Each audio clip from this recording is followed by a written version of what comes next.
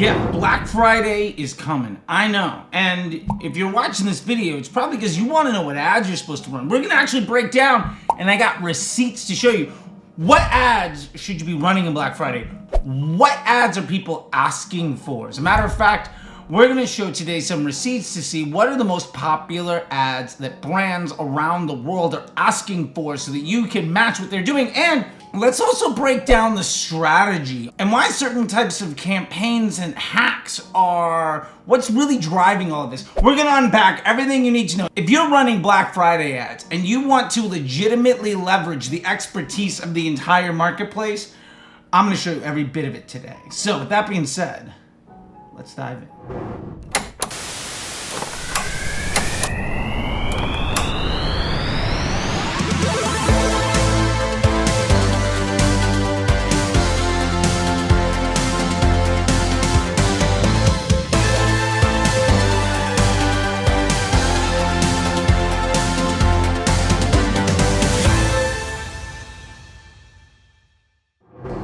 Yeah! All right, wait a minute. Bam!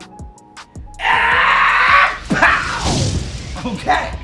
Like and subscribe if you like this type of content. And don't forget to ring the bell so you don't miss any other future videos. Welcome to Digital Marketing 5, where we talk about everything you probably should have seen on the internet this week. And today is all about one specific concept. We're talking about Black Friday ads. And more importantly, what type of ads you should be running and why certain campaign types are becoming all the du jour. And I'll also tell you what I'm gonna be doing for 7, 8, and 9-figure businesses on Black Friday. All that being said, let's unpack it. So this is a great tweet from my man, Nick Shackelford. Now, for those of you that don't know, Nick Shackelford is kind of high up at a place called Constant Creative. Now, what's really interesting is this is serving as a bit of a bellwether. What is everybody looking for? What types of ads are people trying to run? And what is working for people lately? Now, if you know anything about me, I'm always of the opinion that what's working for everybody else lately might not be what you need to do. But there is brilliance in understanding what everybody's doing because consumer behavior is often curated by the movement of the masses. Not everybody's an independent thinker, right? And we have to level set our expectations around, we might want to play the best game we possibly can, but if everybody else plays by a different set of rules, that might not be what we need to be doing. So in the interest of knowing how the other half lives, let's dive into what this tweet really means. Now, at surface level, more images than video. And matter of fact, more images than we've seen requested in a long time. That's actually really interesting information. And let's unpack why this is. So first off, images versus video. To start, we have to understand that this is basically saying three things are occurring in the space. First, brands are struggling with acquisition. We're seeing more money come in with retention than we are with acquisition. And we shared that with a tweet from Jay a couple weeks ago. And we're seeing advertisers respond to this, and the images versus video tells us how aggressively they're leaning into this. Why? Because images tend to focus more in mid and bottom funnel than videos do. And that is really because of two specific reasons. Number one, images can be shown in more places. And two, videos are great to get your attention. But if you have to sit through a video to get the sales pitch, where you could get it in a quarter of a second with an image, it generally doesn't do nearly as well to push somebody over the edge. So the second thing that this is telling us is not only are ad agencies and brands leaning into the known that acquisition is getting more difficult and money from retention is beginning to rise in the makeup of the revenue floor, which, to be fair, isn't a bad thing. What it also says is there are specific campaign types that everyone is running. Now, we know that certain campaign types do phenomenally at providing incremental lift by growing the top of the funnel. We also know other campaign types, i.e. cost caps and Advantage Plus, they're very, very good at driving a high volume of frequency. Basically, they're showing the ads to people over and over and over again. They're retargeting people that are already mid and bottom funnel. This is less incrementality. This is more credit for the work of the entire team, less overall profit volume. More margin, less volume.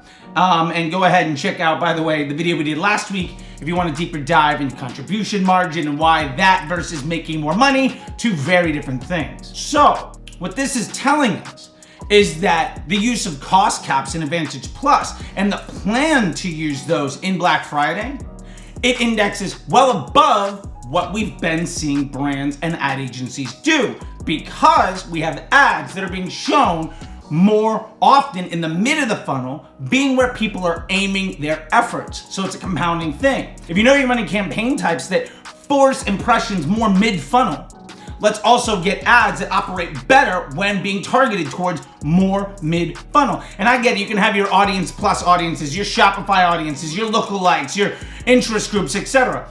It's not about the people that are in the audience on whether or not it's retargeting or not. It's about how Facebook is using it. Remember, 4PI analysis tells us this in a way that basically nobody's talking about because, well, to be fair, that doesn't really move their bottom line when their success is defined on how much credit for everybody else's work they can take, i.e. cost caps, Advantage Plus, contribution margin, ROAS, MER, all of these lies told by performance agencies. Now, the third thing that this tells us is that there is a massive trend towards trying to protect the bottom line. And this is the real insight that I find most interesting. Basically, this is saying that brands and agencies are expecting weakness in Black Friday. Weakness from the market. They're expecting lower sales volumes. They're expecting results to be more difficult to come by. That to me is the single most valuable insight from all of this. And to recap, we know that images are more often used in retargeting for a lot of reasons, but the simplest one is that they can be placed in more places. A full screen vertical video doesn't fit in as many ad placements as a square image. And a square image works very well to get somebody who's interested to take an action because it gives you all the information right away.